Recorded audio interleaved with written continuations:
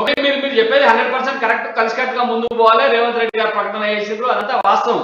కానీ మీరు ఎంతసేపు ఎదురుగోళ్ళు ఓడగొట్టారంటే కాంగ్రెస్ పార్టీని ఓడగొట్టడానికి కదా టీఆర్ఎస్ ఉంది, బీజేపీ ఉంది. లేకపోతే కాంగ్రెస్ పార్టీని గెలిపేయడానికి లేరు కదా వాళ్ళు.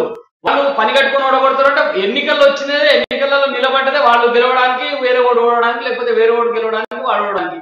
మీరు ఎట్లా చెప్పి ప్రతిసారి కాంగ్రెస్ పార్టీలో ఇది ఒకటి అయింది, మమ్మల్ని ఓడగొడతారు అనేటువంటి మాట. మీరు నిజంగానే కాంగ్రెస్ పార్టీ కార్యకర్తలు కాంగ్రెస్ పార్టీ గట్టిగా ఉంటే ఎట్లా ఓడగొడతారు అంటే మీరు బలహీనంగా ఉన్నారు కాబట్టి ఓడిపోయారు అనేటువంటి మాట ఒప్పుకోవట్లేదు. మీరు ఎంతసేపు వాళ్ళు ఓడగొడతారు ఎట్లా? ఆ ధైర్యం మరి కాంగ్రెస్ పార్టీకి ఎందుకు లేదు? కాంగ్రెస్ పార్టీ కేసీఆర్ ఎందుకు ఓడగొడతలేదు, మరి హరీష్ రావు ఎందుకు ఓడగొడతలేదు, కేటీఆర్ ఎందుకు ఓడగొడతలేదు కాంగ్రెస్ పార్టీ? అంటే మీరు వదిలేస్తున్నారా పోలే వాళ్ళే గెలవాలని చెప్పి?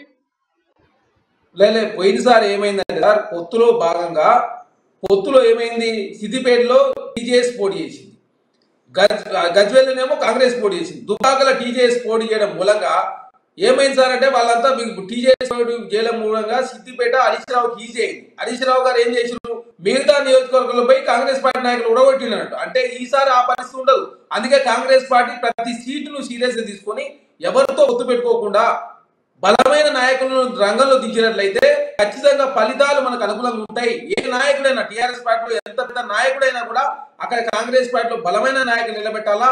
వాళ్ళ కాన్స్టిట్యూన్స్ కే పరిమితం చేసినప్పుడు మిగతా నియోజకవర్గం పోయి కాంగ్రెస్ పార్టీ నష్టం చేయకుండా ఉంటారు. కాబట్టి ఈసారి జరిగినటువంటి తప్పులు ఈసారి చేయకుండా ఉండాలని చెప్పేసి వారు అట్లాంటి వ్యాఖ్యలు చేసి ఉండొచ్చు అని చెప్పేసి భావిస్తాం.